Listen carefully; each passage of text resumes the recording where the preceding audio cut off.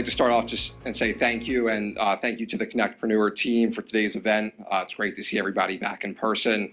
We're very honored to be a long-term sponsor and supporter of CONNECTpreneur, and we'd like to congratulate them on their 10-year anniversary.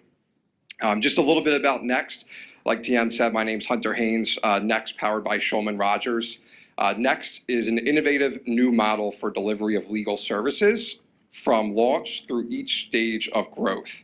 I like to call it inception to IPO. And has been designed for an entrepreneur perspective. Next offers predictable legal services through fixed price packages, as well as integrates a robust technology platform to the delivery of our legal services. For more information, you can scan the blue sheet, talk to me out in the hallway, or visit www.next.law. And with all of that boring stuff out of the way as a partner and sponsor, we're going to move to the fifth presenter tonight.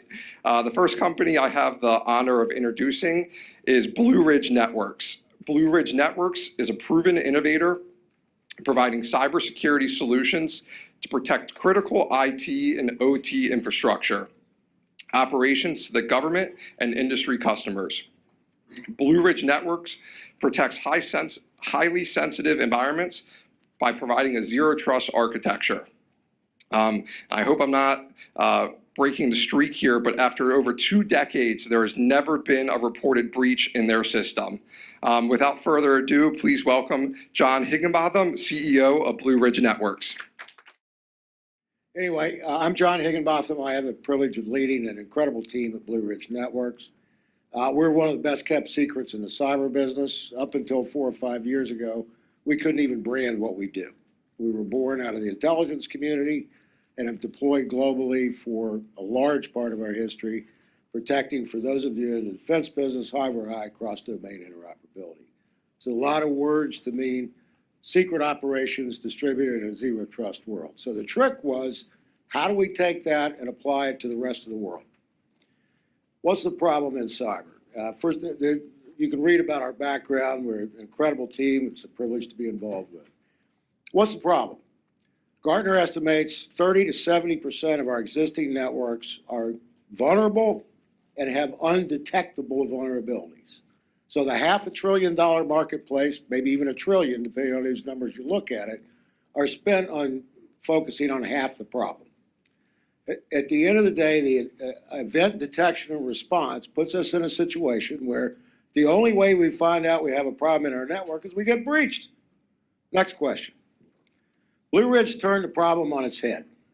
If you look at a data packet, everybody focuses horizontally. If I'm in the physical business, I worry about the hardware. If I'm in the telecom business, I worry about the transport layer. If I'm in the networking business, a Cisco or whatever, I'm doing the internet operability. If I'm in the applications business, like a Microsoft or somebody, I'm worried about our layer.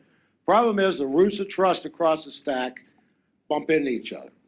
They open up vulnerabilities. So we turned it on its edge, said, how do you create roots of trust for privileged access management, identity access and control, cryptography, and all the rest of this stuff to establish and maintain roots of trust for data in transit across a network that is fundamentally untrustable. It works. And the way it works is we cloak it.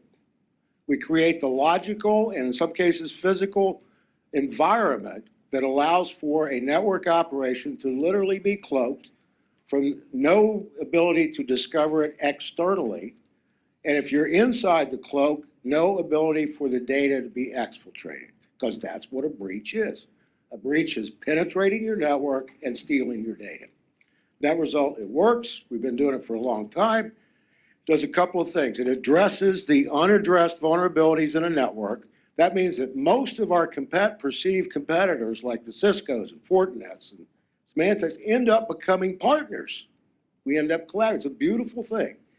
The net result is, instead of having anywhere from 200 to 500 days before you can actually remediate a breach, we create no lag because you've created a protection pre-breach. So we're a lot of ways to deploy it. We're primarily a software business. We're compatible with the networks. A lot of different use cases. You probably heard of SolarWinds, which was, essentially a multi-vendor attack. We fixed that. One of Colonial Pipeline's customers was our customer, no breach. You look at a lot of ransomware. We've never been breached with ransomware. I just was on the phone with a CIO this morning, major dental company nationally.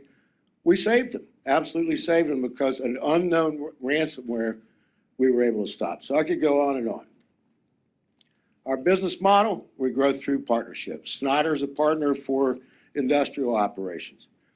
We've got, Honeywell's a customer for certain types of smart city stuff. We got major distributors both in the U.S. and globally, working to land and expand in a $50 billion market. We're already looking at a 10 million plus year in bookings, and I haven't even started the year yet next year. So the growth rate is, literally hundreds of % a year. So what are we doing? Well, I want you to consider two things.